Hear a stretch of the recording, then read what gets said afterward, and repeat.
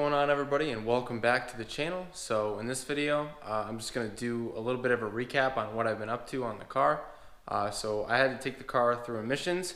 I thought it was going to be my last time, but unfortunately it is not. So this car is about to be 25 years old, and I guess in 2 years from now it will be 25 years old, and they want to get me one more time for emissions. So I'm going to have to go back in 2 more years, unfortunately, and have another test done. So thought this was going to be my last one, but it is not, unfortunately. I did get it to pass, so that means I'm good for 2 years. I can do whatever I want for 2 years, and then I have to make it pass again. So not off scot-free this time.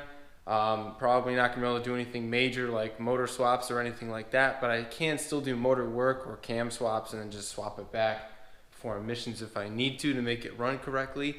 But yeah, so basically is what it is. Not too concerned. I'm just going to move along with everything that I have planned for the car. So right now I think that I have a few things planned for this car. Mainly I want to redo the exhaust. So I think that the exhaust is pretty restrictive on this car. So I have this log style manifold, which I know should be able to flow up to 400 horsepower. At least I've heard that these log manifolds can flow 400 horsepower with the right turbo. Now, this turbo hopefully would be capable of 400. I'm not really sure though. It seems like it would be capable.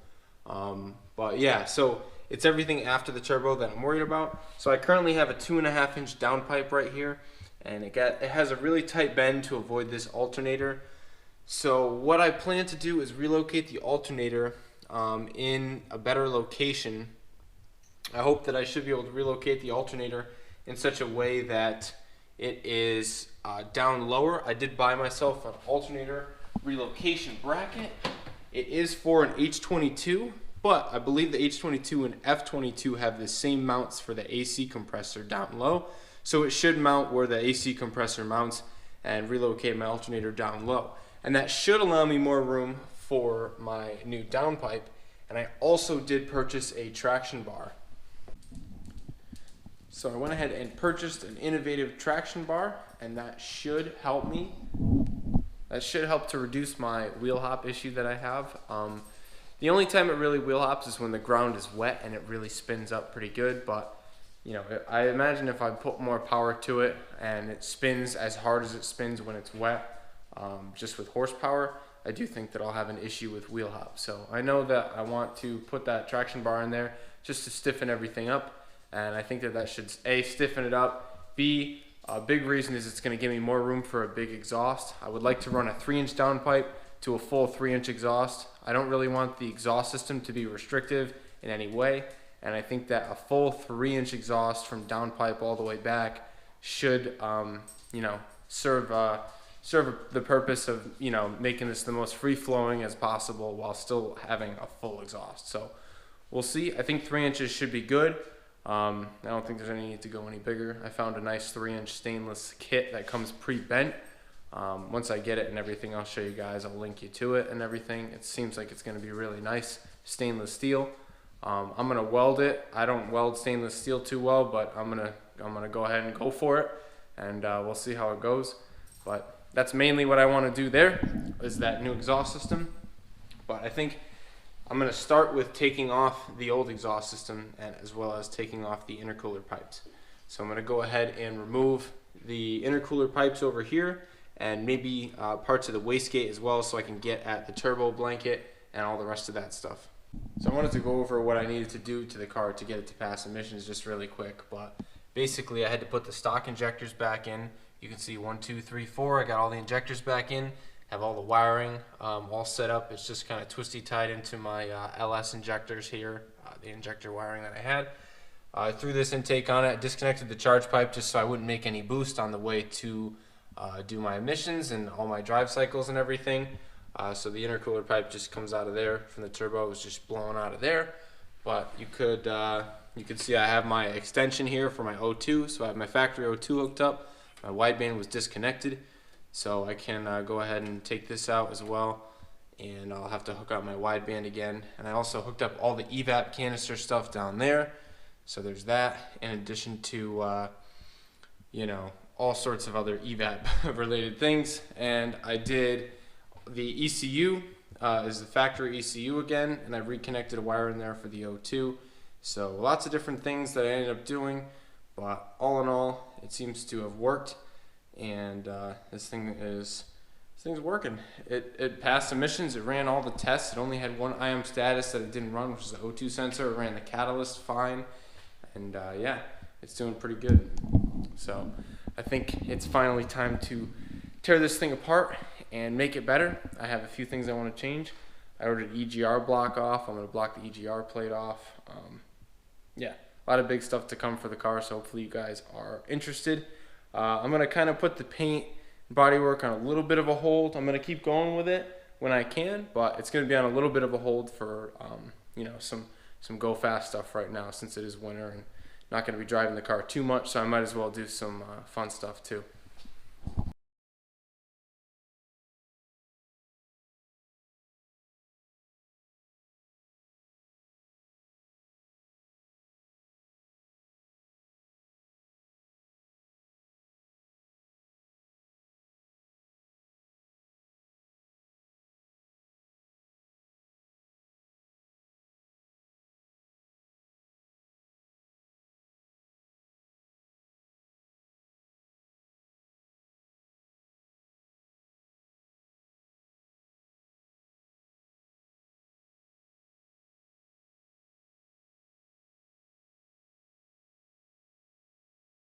So I have a good amount of it disassembled.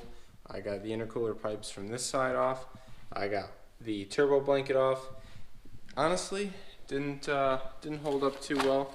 It was a cheap one, but it looks like a lot of the stitching did rip, and it got kind of torn up. So might just get another cheap one, because it seemed to do the job.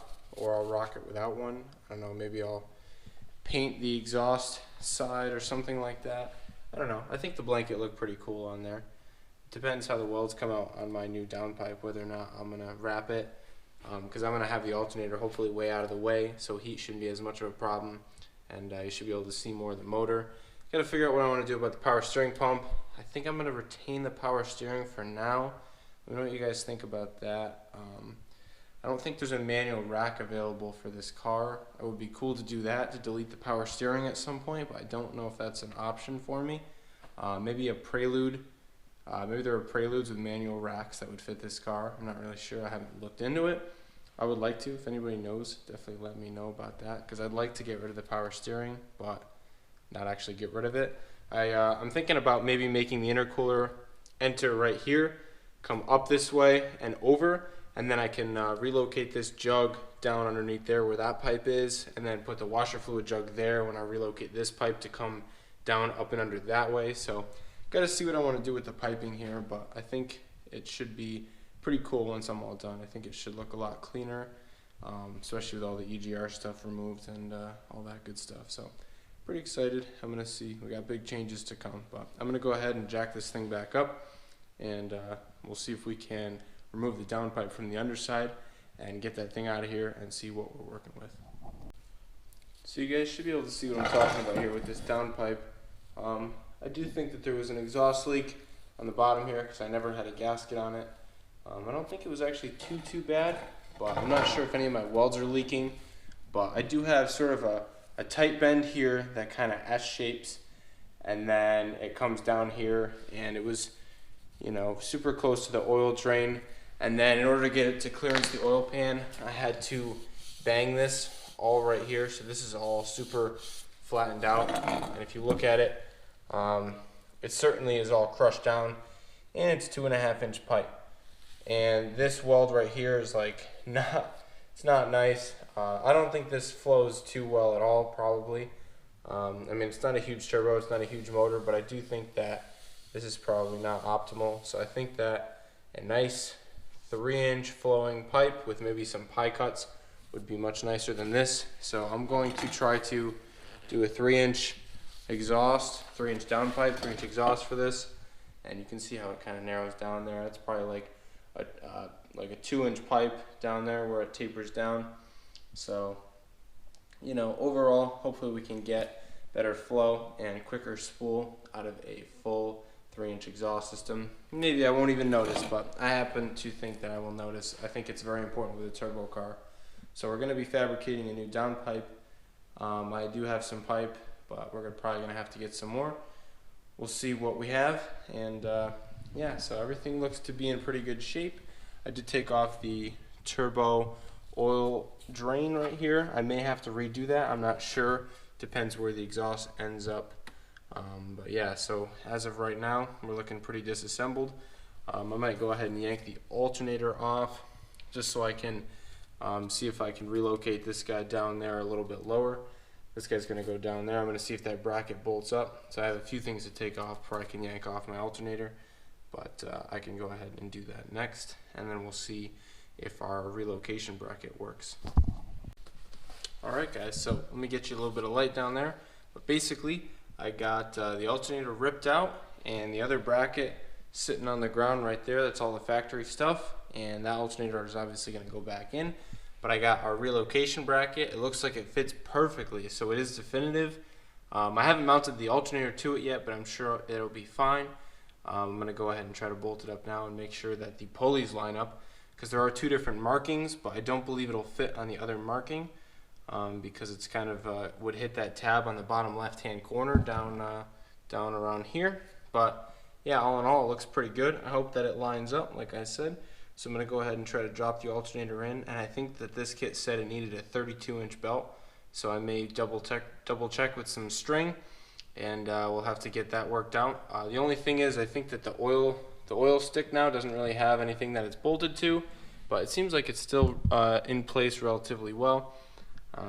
But yeah, gonna have to get a new belt so this thing will charge again. But I'm liking that placement there, so hopefully we can, you know, based on that alternator relocation and the new traction bar, we should hopefully have some more room for the exhaust and get that alternator out of our way. Alright guys, so it is the following night and I've been back at work here working on this thing with the alternator bracket that I bought. And of course, like any old eBay part, you gotta modify it before it actually fits. So I had this bracket off and I was bashing it on the vise and on the ground and doing all sorts of things. But I think I got it fitting pretty good actually now. You may or may not be able to see the crank pulley down in there, but the belt goes over it. I just currently have it clamped down there just to see what it looks like, but the alternator is pretty straight in there. The bottoms may be kicked out a little bit. I might be able to tuck it in just a tiny bit and make it a little bit straighter, but I do think as of right now it'll hold a belt. Only issue is it's going to hit the timing cover over here, so I'm either going to not run the timing cover or I'm going to cut a notch out of the timing cover. I think for now I might just take it off and you know, throughout this whole process here of redoing everything, just leave it off, and if I do decide to put it back on, I'll notch it out for the belt there. But yeah, I do think that it's going to work. Sorry, my phone is going nuts here. But yeah, I do think that it's going to work, and we should be good to go. So I wish I didn't have to modify it, but I definitely had to make some changes. So next thing I want to begin to do is mock up my exhaust system. So I think I somewhere have a stainless steel flange, so I'm going to try to locate that. And I have some pipe as well, so I'll be able to start maybe making some pie cuts and start fabbing up this 3-inch downpipe that I want to make. So we'll see how that goes. So I was looking in my attic and I was looking for parts, and I knew that I had a stainless steel downpipe flange, which you see right there on the turbo. And I was thinking that I was going to do this whole 3-inch exhaust thing, and I was like, okay, I'm doing a 3-inch exhaust, definitely need a 3-inch downpipe. So I'm planning out this whole 3-inch downpipe, find this flange and see that it's 2.5, and I'm like, wow, there's like no wall to it. So honestly, a 3-inch pipe on there would be kind of funny. I don't think it would even work. And looking at it, I think I'm still going to have clearance issues with the alternator like I did before with the alternator in its raised up position. I think no matter where the alternator is on this car, with this turbo, you know, oriented the way it is, and this manifold being offset the way it is, I'm just going to have an issue like that. So it's just going to have to be pie cuts and an intricate downpipe it's got a curve one way and the other way, but at least this time it should be made much easier for me because I'm going to have the traction bar in there. So once the traction bar gets installed, I'm going to have a lot more room down there. So right now I'm just waiting on that to come in, and then I can start fabricating this exhaust. I'm going to attempt to weld the stainless, so we'll see how that goes, and I will try to do a nice job and make it nice. I'm just going to do a nice 2.5 inch downpipe because that's really all I can do, and then I'll run that to the 3-inch exhaust that I'm about to order as well. So that's going to be pretty sweet, having a full 3-inch exhaust. So that's just one of the things that is to come. There are a few more things, but I think that's where I'm going to cap it off for you guys. I'm going to go ahead and edit this video to get something out because it's been a little while. But yeah, hopefully you guys are enjoying. I'm trying to keep the content going.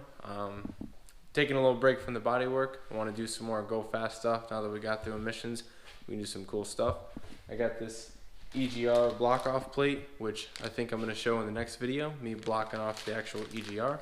So this has just been kind of a quick update on what I'm up to with the car, and yeah, keep you guys posted. So if you want to follow me on Instagram, I post some pictures on there, and I'll keep you guys updated more frequently. But yeah, other than that, I'm going to try to post like once a week and stuff. It's tough now. I don't have much daylight after work, you know, but it is what it is. I can work till late in the garage, so I work on side jobs when it's daylight, and then I come in here and work on the car. So should be getting more work done on this because I'm taking on less side jobs now that winter's here. So yeah, look forward to more content, and hopefully you guys enjoy more tuning videos coming up and stuff like that. So peace.